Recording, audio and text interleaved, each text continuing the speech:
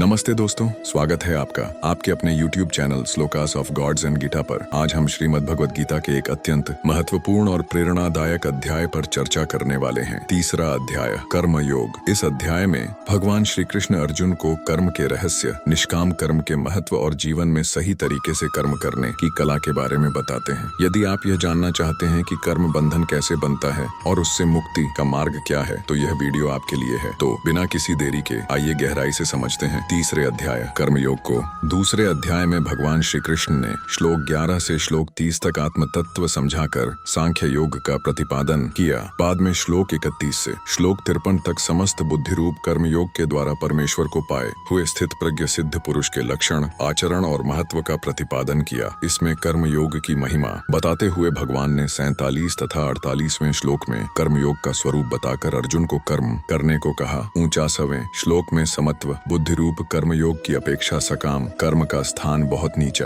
बताया। 50वें श्लोक में समत्व बुद्धियुक्त पुरुष की प्रशंसा करके अर्जुन को कर्मयोग में जुड़ जाने के लिए कहा और 51वें श्लोक में बताया कि समत्व बुद्धियुक्त ज्ञानी पुरुष को परम पद की प्राप्ति होती है। यह प्रसंग सुनकर अर्जुन ठीक से तय नहीं कर पाया, इसलिए भगवान से उसका और स्पष्टीकरण कराने तथा अपना निश्चित कल्याण जानने की इच्छा से अर्जुन पूछता है, हे केशव, मुझे भयंकर कर्म में क्यों लगाते? आप मिले हुए वचनों से मेरी बुद्धि को मानो मोहित कर रहे हैं, इसीलिए उस एक बात को निश्चित करके कहिए जिससे मैं कल्याण को प्राप्त हो जाऊं। श्री भगवान बोले, हे निष्पाप, इस लोक में 2 प्रकार की निष्ठा मेरे द्वारा पहले कही गई है। उनमें से सांख्य योगियों की निष्ठा तो ज्ञान योग से और योगियों की निष्ठा कर्म योग से होती है। मनुष्य न तो कर्मों का आरंभ किए बिना निष्कर्मता को यानी योग निष्ठा को प्राप्त होता है और न कर्मों के केवल त्याग मात्र से सिद्ध यानी सांख्य निष्ठा को ही प्राप्त होता है। निसंदेह कोई भी मनुष्य किसी काल में क्षण मात्र भी बिना कर्म किए नहीं रहता, क्योंकि सारा मनुष्य समुदाय प्रकृति जनित गुणों द्वारा परवश हुआ कर्म करने के लिए बाध्य किया जाता है। जो मूढ़ बुद्धि मनुष्य समस्त इंद्रियों को हठपूर्वक ऊपर से रोककर मन से उन इंद्रियों के विषयों का चिंतन करता रहता है, वह मिथ्याचारी अर्थात दंभी कहा जाता है। किंतु हे अर्जुन, जो पुरुष मन से इंद्रियों को वश में करके अनासक्त हुआ समस्त इंद्रियों द्वारा कर्मयोग का आचरण करता है,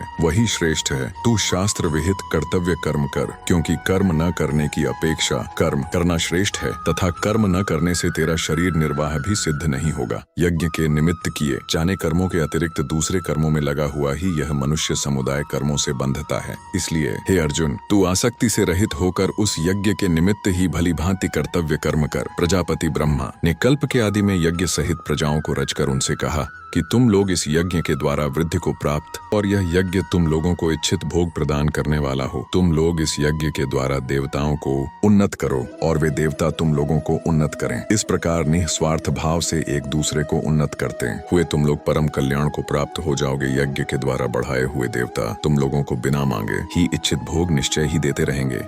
इस प्रकार उन देवताओं के द्वारा दिए हुए भोगों को जो पुरुष उनको बिना दिए स्वयं भोगता है, वह चोर ही है। यज्ञ से बचे हुए अन्न को खाने वाले श्रेष्ठ पुरुष सब पापों से मुक्त हो जाते हैं और पापी लोग अपना शरीर पोषण करने के लिए ही अन्न पकाते हैं, वे तो पाप को ही खाते हैं। संपूर्ण प्राणी अन्न से उत्पन्न होते हैं। अन्न की उत्पत्ति वृष्टि से होती है, वृष्टि यज्ञ से होती है और यज्ञ विहित कर्मों से उत्पन्न होने वाला है। कर्म समुदाय को तू वेद से उत्पन्न और वेद को अविनाशी परमात्मा से उत्पन्न हुआ जान। इससे सिद्ध होता है कि सर्वव्यापी परम अक्षर परमात्मा सदा ही यज्ञ में प्रतिष्ठित है। पार्थ, जो पुरुष इस लोक में इस प्रकार परंपरा से प्रचलित सृष्टि चक्र के अनुकूल नहीं बरता अर्थात अपने कर्तव्य का पालन नहीं करता, वह इंद्रियों के द्वारा भोगों में रमण करने वाला पापायु पुरुष व्यर्थ ही जीता है। परंतु जो मनुष्य आत्मा में ही रमण करने वाला और आत्मा में ही तृप्त तथा आत्मा में ही संतुष्ट है, उसके लिए कोई कर्तव्य नहीं है उस महापुरुष का। इस विश्व में न तो कर्म करने से कोई प्रयोजन रहता है और न कर्मों के न करने से ही कोई प्रयोजन रहता है तथा संपूर्ण प्राणियों में भी इसका किंचन मात्र भी स्वार्थ का संबंध नहीं रहता। इसलिए तू निरंतर आसक्ति से रहित होकर सदा कर्तव्य कर्म को भली भांति करता रह, क्योंकि आसक्ति से रहित होकर कर्म करता हुआ मनुष्य परमात्मा को प्राप्त हो जाता है। जनकादि ज्ञानी जन भी आसक्ति रहित कर्म द्वारा ही परम सिद्ध को प्राप्त हुए थे। इसलिए तथा लोक संग्रह को देखते हुए भी तू कर्म करने को ही योग्य है, अर्थात तुझे कर्म करना ही उचित है। श्रेष्ठ पुरुष जो आचरण करता है अन्य पुरुष भी वैसा वैसा ही आचरण करते हैं। वह जो कुछ प्रमाण कर देता है, समस्त मनुष्य समुदाय उसके अनुसार बरतने लग जाता है। हे अर्जुन, मुझे इन तीनों लोकों में न तो कुछ कर्तव्य है, न ही कोई भी प्राप्त करने योग्य वस्तु अप्राप्त है, तो भी मैं कर्म में ही बरतता हूँ। क्योंकि हे पार्थ, यदि कदाचित मैं सावधान होकर कर्मों में न बरतूं तो बड़ी हानि हो जाए, क्योंकि मनुष्य सब प्रकार से मेरे ही मार्ग का अनुसरण करते हैं। इसलिए यदि मैं कर्म न करूं तो ये सब मनुष्य नष्ट भ्रष्ट हो जाएं और मैं संकरता का करने वाला हूँ तथा इस समस्त प्रजा को नष्ट करने वाला बनूं। हे भारत, कर्म में आसक्त हुए अज्ञानी जन जिस प्रकार कर्म करते हैं, आसक्ति रहित विद्वान भी लोक संग्रह करना चाहता हुआ उसी प्रकार कर्म करे। परमात्मा के स्वरूप में अटल स्थित हुए ज्ञानी पुरुष को चाहिए कि वह शास्त्र विहित कर्मों में आसक्ति वाले अज्ञानियों की बुद्धि में भ्रम अर्थात कर्मों में अश्रद्धा उत्पन्न न करे, किंतु स्वयं शास्त्र विहित समस्त कर्म भली भांति करता हुआ उनसे भी वैसे ही करवावे। वास्तव में संपूर्ण कर्म सब प्रकार से प्रकृति के गुणों द्वारा किए जाते हैं, तो भी जिसका अंतःकरण अहंकार से मोहित हो रहा ऐसा अज्ञानी मैं करता हूँ ऐसा मानता है। परंतु हे महाबाहो, गुण विभाग और कर्म विभाग के तत्व को जानने वाला ज्ञान योगी संपूर्ण गुण ही गुणों में बरत रहे हैं ऐसा समझकर उनमें आसक्त नहीं होता। प्रकृति के गुणों से अत्यंत मोहित हुए मनुष्य गुणों में और कर्मों में आसक्त रहते हैं। उन पूर्णतया न समझने वाले मंदबुद्धि अज्ञानियों को पूर्णतया जानने वाला ज्ञानी विचलित न करे। मुह अंतर्यामी परमात्मा में लगे हुए चित्त द्वारा संपूर्ण कर्मों को मुझ में अर्पण करके आशा रहित, ममता रहित और संताप रहित होकर युद्ध कर जो कोई मनुष्य दोष दृष्टि से रहित और श्रद्धा युक्त होकर मेरे इस मत का सदा अनुसरण करते हैं, वे भी संपूर्ण कर्मों से छूट जाते हैं। परंतु जो मनुष्य मुझ में दोषारोपण करते हुए मेरे इस मत के अनुसार नहीं चलते हैं, उन मूर्खों को तू संपूर्ण ज्ञानों में मोहित और नष्ट हुए ही समझ। सभी प्राणी प्रकृति को प्राप्त होते हैं, अर्थात अपने स्वभाव के परवश हुए कर्म करते हैं। ज्ञानवान भी अपनी प्रकृति के अनुसार चेष्टा करते हैं, फिर इसमें किसी का हट क्या करेगा। इंद्रिय इंद्रिय के अर्थ में अर्थात प्रत्येक इंद्रिय के विषय में राग और द्वेष छिपे हुए स्थित हैं। मनुष्य को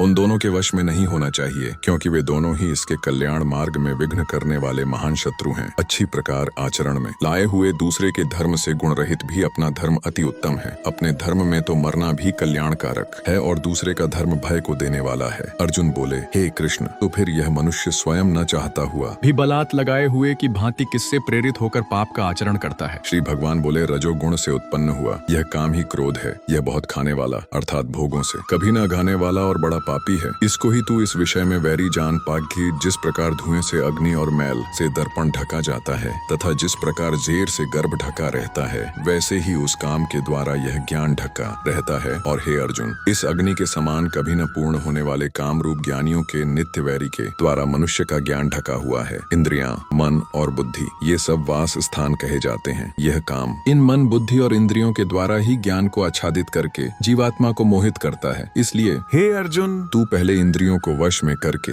इस ज्ञान और विज्ञान का नाश करने वाले महान पापी काम को अवश्य ही बलपूर्वक मार डाल। इंद्रियों को स्थूल शरीर से पर यानी श्रेष्ठ, बलवान और सूक्ष्म कहते हैं। इन इंद्रियों से पर मन है, मन से भी पर बुद्धि है, और जो बुद्धि से भी अत्यंत पर है वह आत्मा है। इस प्रकार बुद्धि से पर अर्थात सूक्ष्म, बलवान और अत्यंत श्रेष्ठ आत्मा को जानकर और बुद्धि के द्वारा मन को वश में करके हे महाबाहो, तू इस काम रूप दुर्जय शत्रु को मार डाल। इस प्रकार उपनिषद, ब्रह्म विद्या तथा योग शास्त्र रूप श्रीमद् भगवद गीता के श्री कृष्ण अर्जुन संवाद में कर्मयोग नामक तृतीय अध्याय संपूर्ण हुआ। तो दोस्तों, यह था श्रीमद् भगवद गीता का तीसरा अध्याय कर्मयोग। आपके अपने channel Shlokas of gods and Gita पर हमने देखा कि किस प्रकार भगवान श्री कृष्ण ने अर्जुन को कर्म के वास्तविक स्वरूप और उसके महत्व को समझाया। निष्काम भाव से किए गए कर्म ही हमें जीवन के बंधनों से मुक्त कर सकते हैं और आध्यात्मिक उन्नति की ओर ले जा सकते हैं। हमें उम्मीद है कि यह वीडियो आपके लिए ज्ञानवर्धक और प्रेरणादायक रहा होगा। यदि आपके कोई प्रश्न या विचार हैं तो कृपया उन्हें कमेंट सेक्शन में जरूर बताएं। अगर आपको यह वीडियो पसंद आया हो तो इसे लाइक करें, शेयर करें और हमारे channel Shlokas of gods and Gita को सब्सक्राइब करना न भूलें, ताकि आप गीता के अन्य महत्वपूर्ण श्लोकों और अध्यायों को भी समझ सकें। जल्द ही मिलेंगे एक नए ज्ञानवर्धक वीडियो के साथ। तब तक के लिए कर्म करते रहें और प्रसन्न रहें। धन्यवाद।